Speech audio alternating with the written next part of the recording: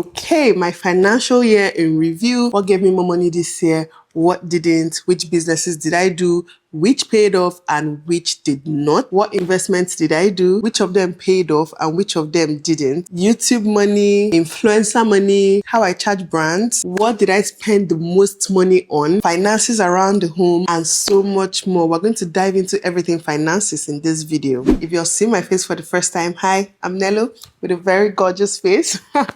Anyways, let's dive right into it. So first things first, let me start by discussing my different sources of income.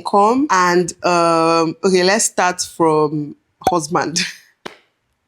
Let's start from having a man that provides, right? So my husband gives me a certain amount of money every month, and in between the months and in between, like usually when I ask, I mean, it doesn't have to come out that day, but usually when I ask and when I need money for something, he will provide that money for me because he's just so amazing. Anyways, so that's one way I get money, I make money. And then apart from man, man is always important for the creation. But apart from man, I do have a job, a full-time job. I am a full-time influencer, YouTuber, content creator, whatever you call it, okay? Sometimes when people ask me my career, I actually just tell them I'm into advertising because sometimes I don't know how to explain, oh, I'm a YouTuber, I'm an influencer. Some people don't get it. So sometimes I actually just say I'm into advertising. So that being said, I make money on YouTube, Instagram, TikTok. These are my three primary social media platforms that I use in making money. This year for me, when it comes to like my income, was so different from last year. Like it's so different in a very good way and also a not so good way. So let me explain quickly. I was having this conversation recently and I actually realized that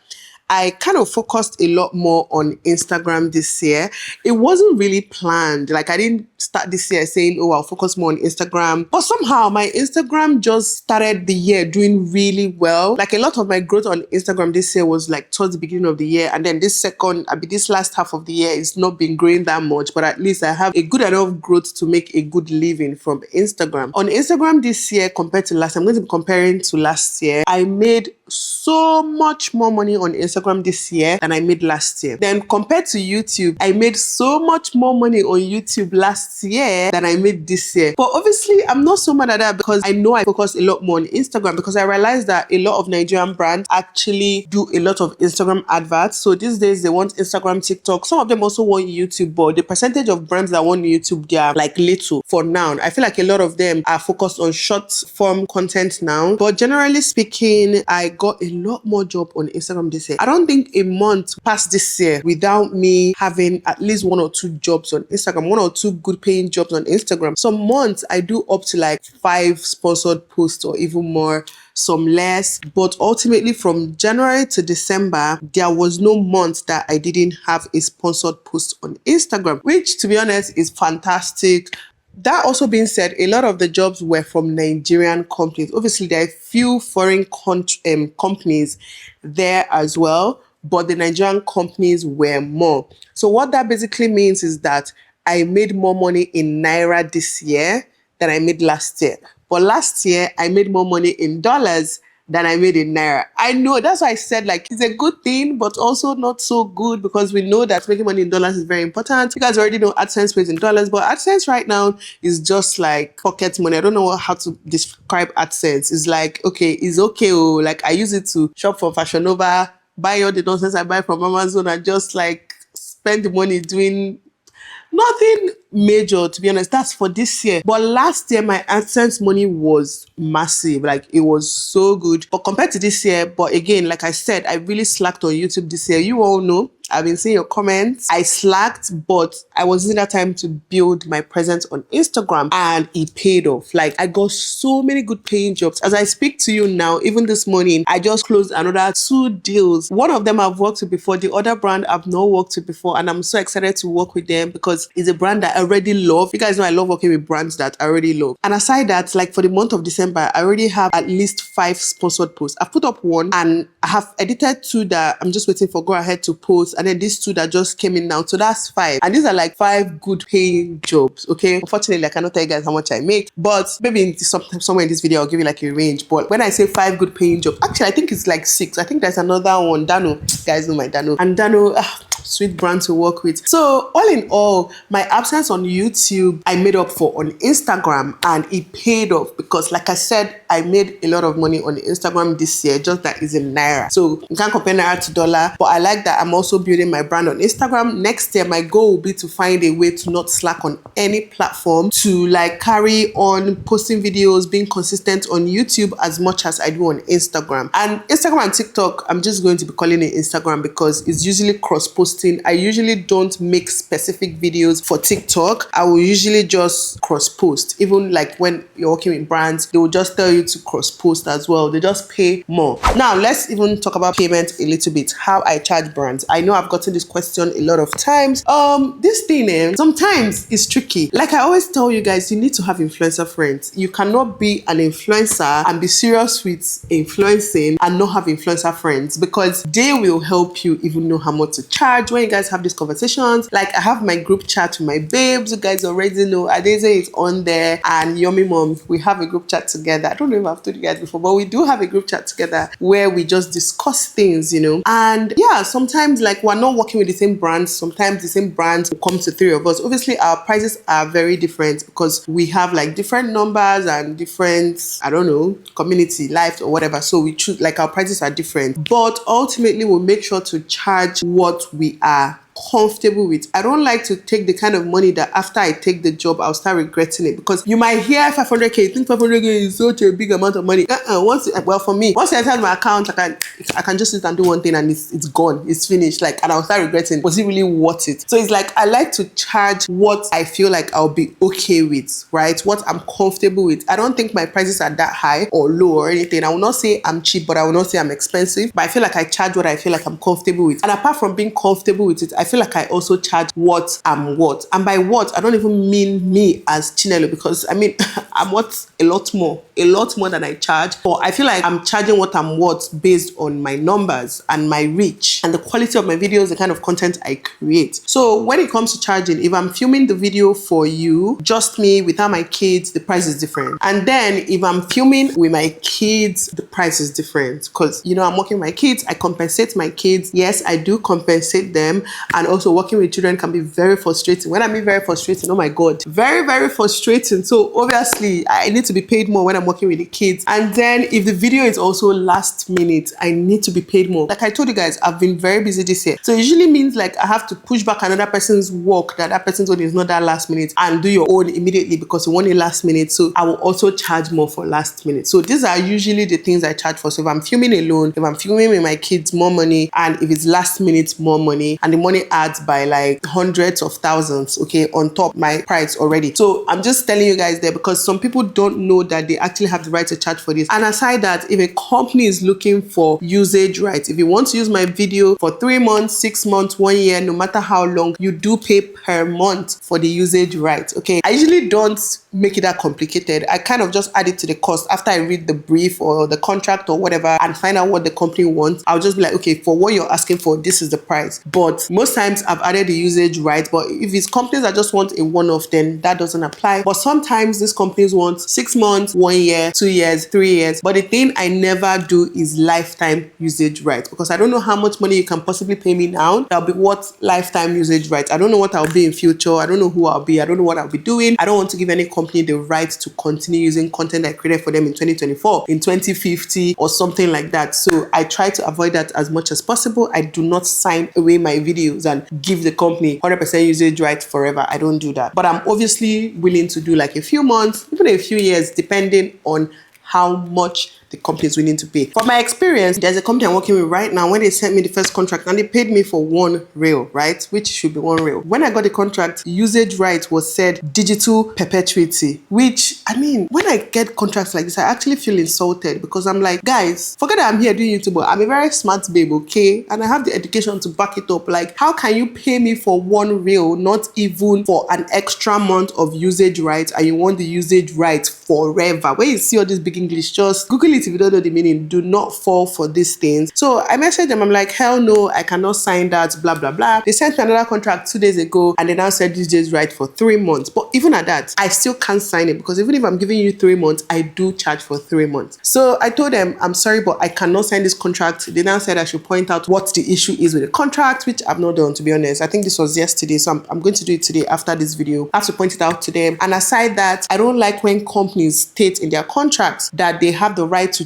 twist my video. It means I can say something like, oh, I love this blue iPhone. And then I also in the same video make a sentence like, I don't like this pillow. Now, what that means is that the company has the right to use the first 2 words or whatever from here, like I love, then change it from this to this pillow. They can merge the video, they can re-edit it to fit whatever they are trying to do. I do not sign off on that. I never ever sign off on that. I don't like when companies like change my videos. If you want me to create a content for you, use the content the way I created it. So it's actually a lot, like it's a lot. Like you have to do a lot of reading, and finally brought our lights is like 6 hours. That's so unlike them. But anyways, you have to do a lot of reading and a lot of understanding. Some things I don't get, I sent to my lawyer friends, like, help me check this out. Like, what do you think this means? I remember I got a contract from one brand last year. I actually sent it to Soti. Was it Soti? I think I sent it to Soti and we discussed it. I'm like, hell no, I cannot sign this. You're not paying me enough. And I think they wanted 3 years usage, right? So basically, I'm just trying to tell you guys that these are the things I charge for. I don't want this. I didn't plan for this video to be too long, but I also want to explain these things well, because I don't think I've ever done a video like explaining these things really well. So just know what you're charging for and know what you're signing, because these brands are here to use us. Yeah, some of them, even though some brands are amazing. Like I love Dano. I love a lot of brands I work with. I keep saying Dano because they're just so sweet.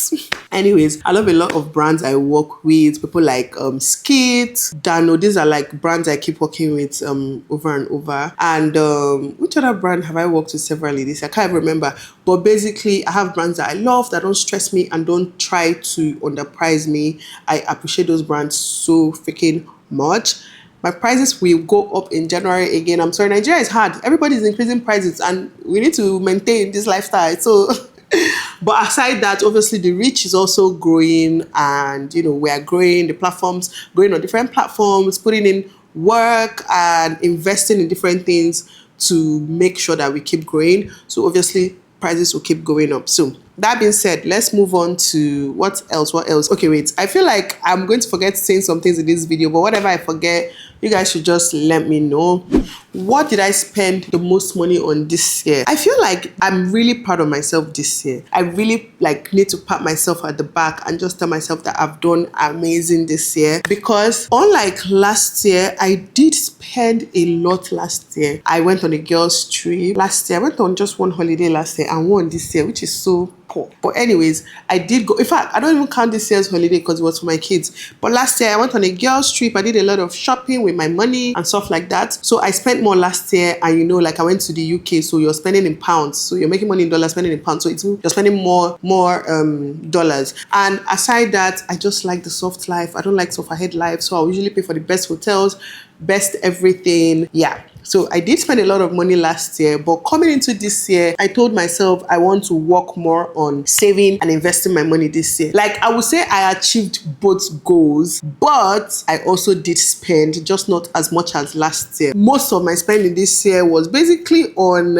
shopping online, Fashion Nova, Shein, Amazon, buying toys for my children, just basic stuff. I did not have any major spending this year that I did with my money, just mostly basic stuff. But I did invest this year. We'll talk about investment very soon. And I was able to save this year as well. So the holiday I went for this year with my children and my husband paid for every single thing. I did not spend 50 kobo. You know, 50 kobo. I did not spend 50 kobo on that holiday. It was like the best thing in the world. I'm like, hey, I've been doing independent woman since. What kind of nonsense is this? So this is how sweet it is to go on holiday with man, and man will just be paying for everything. And the good thing about my husband is not even just that I was paying for him, just give me the money, just do what you want, how you want it. Sweet.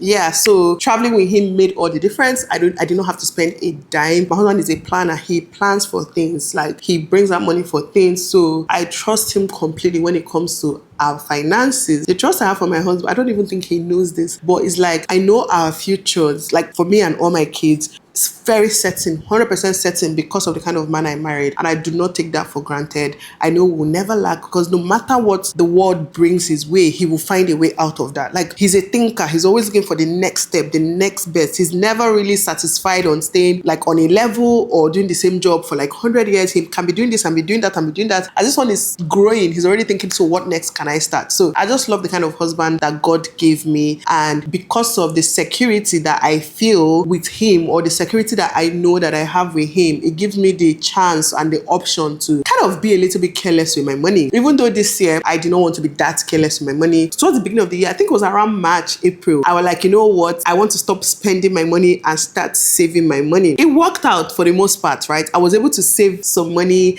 and then a form of investment I started doing this year is investing in mutual funds. I'm now asking myself, like, why didn't I start this since? Okay, I have friends that have been doing it, they've been talking about it, not friends you guys know anyways, and it's just not a form of investment my husband is very interested in. I remember this year, before I even started doing it personally, we went to the bank, we wanted to do like the joint one. This was like towards the beginning of the year, and my husband is like, so this money is just going to be here and only get you 20 something percent, but if I put this in my business before the end of the year with this same money, I will get 200%. So he's that kind of man. So, and I don't question it. I love that he's that kind of man, even though I keep telling him, but not every money you have is supposed to be for profit or investment or whatever. Some of them is just emergency funds. So I see this like mutual funds as emergency funds, easily accessible when you need it. And I mean, 20 something percent per year, that's pretty good depending on how much you put. So even if you put 1 million naira, that's by the end of the year, you're getting 1.2 million. Bank will not even give you 1.1 million, not to talk of 1.2 million. You see what I mean? So like I started, after I saved up some money this year from all my jobs, like I said, I had a lot of like Naira jobs. So I started mutual funds, which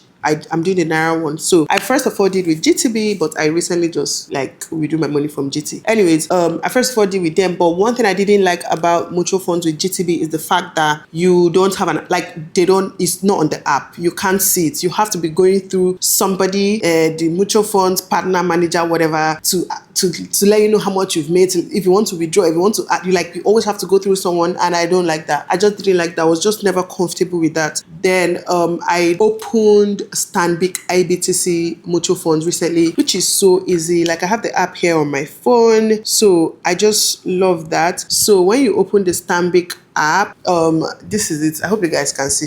So this is basically the Stanbic app, and you just click on mutual funds, which is this one. Then you click login and just put in your credentials and log in. From here, you can track how much money you make daily. Like, it's so sweet seeing your money grow by the day. Okay, so this is what it looks like. So you see how much you've been putting, your interest gained. I think at the end of every month, they will send you your interest gained. You can choose to be withdrawing your interest or reinvest. I chose to reinvest, but I feel like I'm going to change it because I would rather they give it back to me. Like I learned recently, so let me just teach you guys. It's better to take your interest, then after like a week or something, you can pay it back in. So it starts counting, and that interest will give you money. But if you don't do that, apparently, I'm not sure about this, but I guess it can only start counting after 3 months. So you're not making money on the interest for 3 months. They will reinvest it after every 3 months, but you can choose to take it by yourself and then reinvest it, something like that. I'm doing the Stanbic IBTC money market fund. The good thing about it is that you see your progress, you can withdraw at any time. And I also just started doing the AXA Mansard mutual fund as well, money market fund. I have a friend that works there. She's working there for years, so I just like put small money there, and I'm hoping to build up on that like throughout next year. So that is majorly the way that I've invested this year. So I mean, it's something. If you put say 10 million, that's extra 2 million. That's 20% is extra 2 million. It's actually more than 20%. But you see what I mean? If you put 20, you're getting like 24 something. Is definitely better than the bank. It's not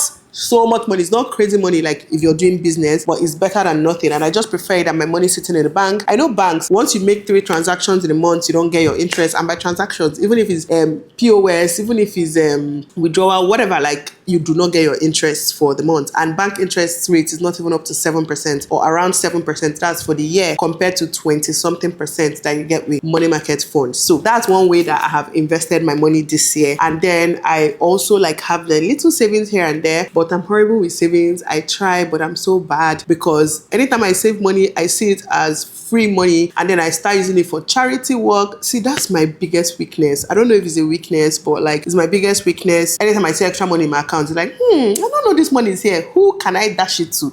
Who can I put a smile on their face today? Like, that's such a bad habit. It's such a good and bad habit at the same time. But because of that, I hardly have monay. But luckily, I'm able to put my money in mutual funds, which is, like I said, the major way I've invested this year. I've also tried to like also do some sort of investment in dollars. But the thing with dollar investments is that it doesn't really pay much, but because it's foreign currency, it pays way less. Sometimes between 4 to 7%, maybe 9% if you're lucky, depending on the investment. But because it's foreign currency, that's something. Okay, that's a lot. So if you put $1,000 and get like $90 in return, I mean, that's something. It's better than nothing. So yeah, okay, I'm really getting comfortable with you guys. So let's talk about the businesses that I did this year. Apart from like all I've told you guys that I make money from, I did do a business this year. I opened like an Instagram page for it where I sold a few things like diapers, paper towels, what else? All those foreign things, basically foreign groceries. And one thing I would say is that it is a business I am definitely not moving forward with. Not because it's that difficult to do, right? But I've realized that I actually don't have the mind for buy and sell business. Yeah, I don't think I have the mind. Unless like I have like a proper store or something, I don't think I can do buy and sell from the house. Because obviously I know how much I bought these products, but when I'm pricing my items, I'm like so considerate. Hey God, these are so expensive. Oh yeah, now you know, I was selling some items with profit of like 3,000 naira or 5k, not because I don't like money, but because I just felt so bad. Like everything is becoming so expensive. You cannot have this mindset and be doing business. I'm sorry, you have to be wicked to do business. It's a fact. You have to have a very strong heart to be able to do business, and I don't think I'm that person. So a lot of things that I actually sold this year, I just sold almost at cost price just for it to go, because I realized quickly that man, I don't have the mind to charge people this amount. Like there are some things, for example, carton of diapers, I was selling 35k, 45k at most. At the same time, I was selling it 45k at most. In stores were selling the same thing at that time for 82,000, between 78 to 82,000, because I did check. So you can imagine, because these stores, they've over doubled the price because they have to pay rent, they have to pay their staff, blah blah blah. I mean, I understand it, but I also see it as wickedness, you know. But I just realized that business is not really for me, and